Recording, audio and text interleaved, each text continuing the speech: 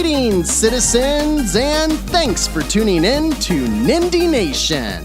I'm Jeff, and we've got a great week lined up with some exciting new releases from independent developers that you don't want to miss.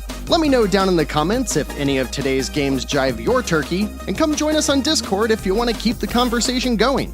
Please don't forget to like, subscribe, and share this video with others. And with all of that out of the way, let's get right into it. These are the 9 new notable Nindies hitting the Nintendo Switch through Sunday, January 21st.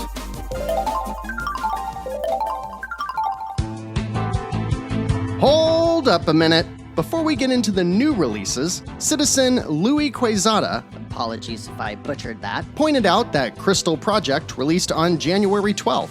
Now, while I did initially consider it for last week's episode, I just wasn't sure how noteworthy it was gonna be. After looking at a few reviews though, it turns out that this is a well-received JRPG with surprisingly high production and surprisingly deep customization and class systems.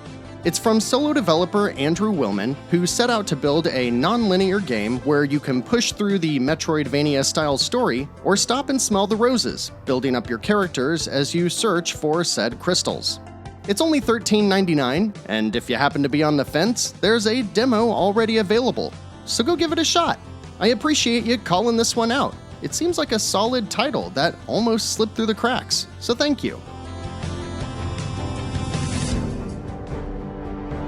On to the new releases this week. There's only one dropping on Monday the 15th, but with 10 years of very positive reviews behind it, old-school dungeon crawler fans will not want to miss Legend of Grimrock. Developed by Finnish studio Almost Human Games, the story follows your party of 4 prisoners as you seek to escape the prison of Grimrock. The game is played in first person, with most of your movement and combat taking place via a 3D grid and turn-based system that all happen in real time. You'll navigate trap-filled rooms and battle disgusting monsters as you gather loot and slowly get stronger to help you and your party members escape. It's not a short game either, with most players log in around 25 hours of playtime before reaching the end of this open-ended but still linear story.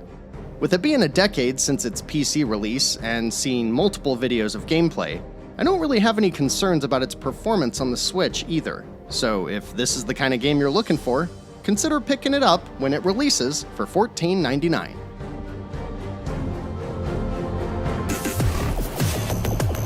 Then we jump over to Wednesday the 17th, which also brings with it a lone new release, this time by East Asia Soft, who releases Nation of Nindie, the top-down shmup by Let's Dev Studios.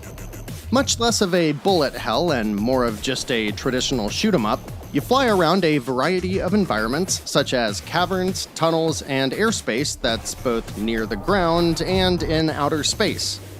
It's pretty much the usual fare for the genre. You face bosses, shoot everything that moves, and use your favorite ship to go for the high score, and you can pick it up for $5.99.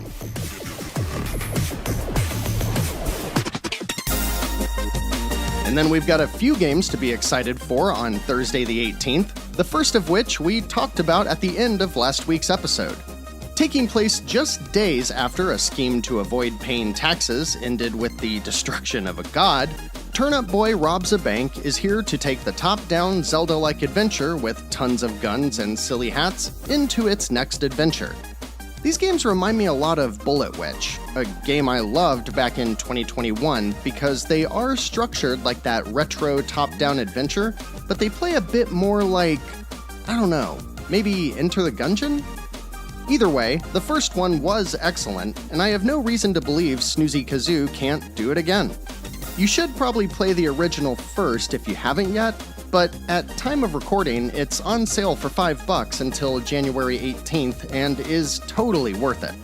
Afterwards, or if you've already played it and you're feeling like you want more, Graffiti Games has you covered when Turnup Boy Robs a Bank arrives for $14.99.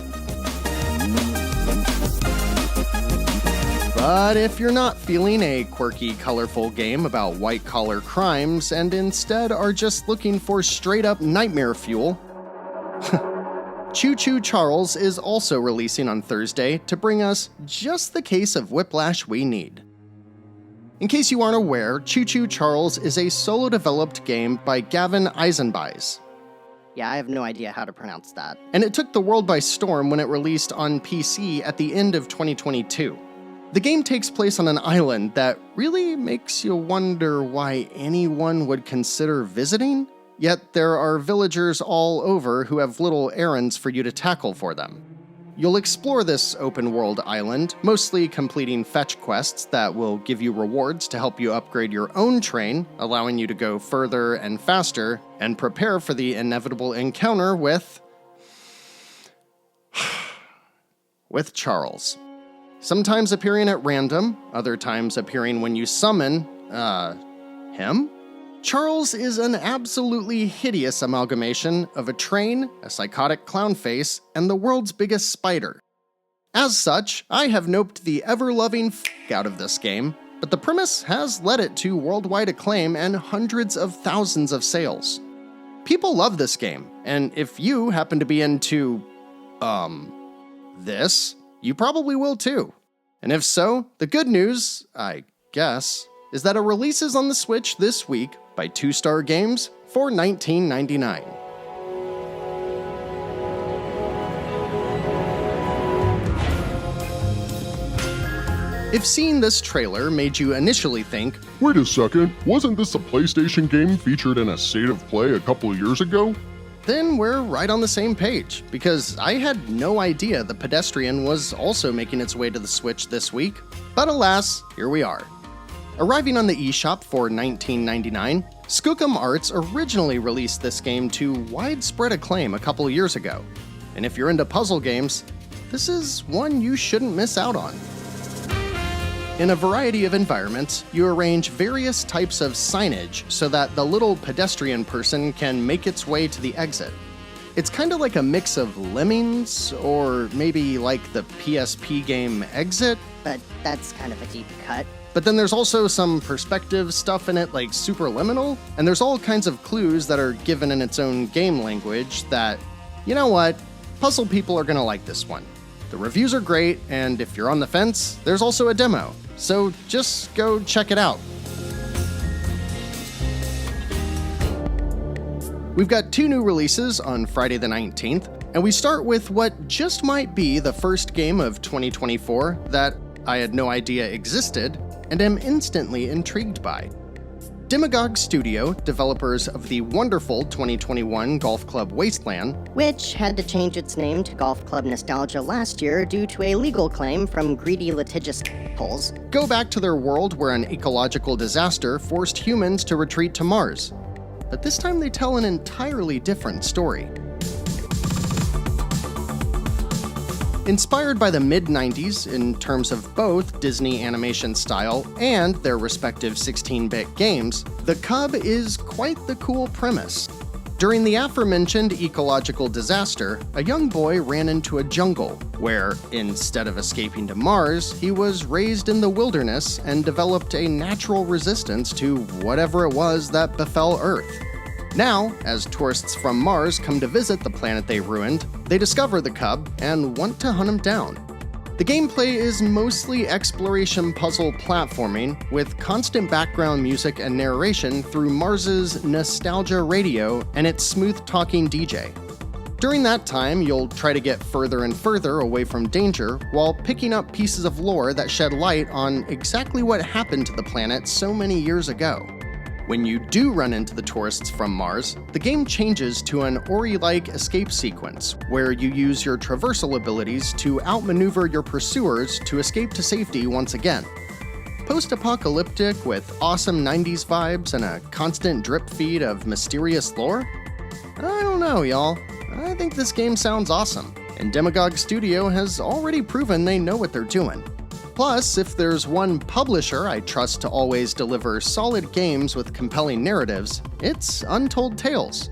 And they're exactly the ones bringing this game to the eShop when The Cub releases this Friday for $14.99. And last up this week, I'm starting to wonder if someone needs to call in a wellness check on Giuliano Lima. because I swear this guy is pumping out a solid new game under the name Light Up almost every single month. Radaleka, you better be treating poor Giuliano right. You hear me? Don't make us come after you. Now, while I do adore his top-down games like Mages and Treasures, and I'm quite fond of his platformers like Super Sunny Island and the recent Runic, it seems Witch Rise brings with it a whole new perspective. It's a first-person magic shooter with Light Up's usual colorful art style, where you play as a girl chasing after a witch who turned her into a pig. You'll explore forests and dungeons and all the usual fantasy locales, and fight off hordes of goblins and skeletons and whatever the hell this thing is. Dude, what are you? It's like a depressed rock monster with daddy issues. Or what about this guy? He looks like offspring of Doshin the Giant and the Hulk, which immediately makes me want... You know what? Forget it. I'm all about Light Up's games and have yet to be disappointed by any of them, as long as you know that they're usually only a couple hours long and priced accordingly. So if you happen to be up for some quirky, retro magic shooter action, check out Witch Rise, as it wraps up the week for only $4.99. I'm feeling good about this week, citizens. The Cub is definitely my favorite surprise, but Turnup Boy and Witch Rise also have my interest. You thinking about chasing down Cho Cho Charles or melting your brain with the puzzles of the Pedestrian? Let me know down in the comments or swing by our Discord to chat it up with your fellow citizens. Speaking of fellow citizens, be sure to check out our YouTube community page because I'll be posting a thread this week asking what you think our top 10 list of 2023 will look like. And I'm working out some pretty cool prizes for the citizens who happen to get the closest. So stay tuned and check the post for more details. Next week, however, might be the Game of the Year video, but as for right now, it's too early to tell. I will say though, I am digging the look of next week's Lil Guardsman, the deduction adventure that should be right up your alley if you're into similar games like Sort the Court or Papers, Please. I also think an indie world is right around the corner, so next week is pretty up in the air as of now. But I guess that means you'll just have to stay tuned, citizens, because we're all done for today. Thanks so much for watching, liking, subscribing, and sharing Nindie Nation with others. Until next week, I'm Jeff. This has been Nindie Nation episode 202, and remember, no matter what type of game you're looking for, Nindie Nation will be right here to help you find just the thing to keep your Joy-Cons synced.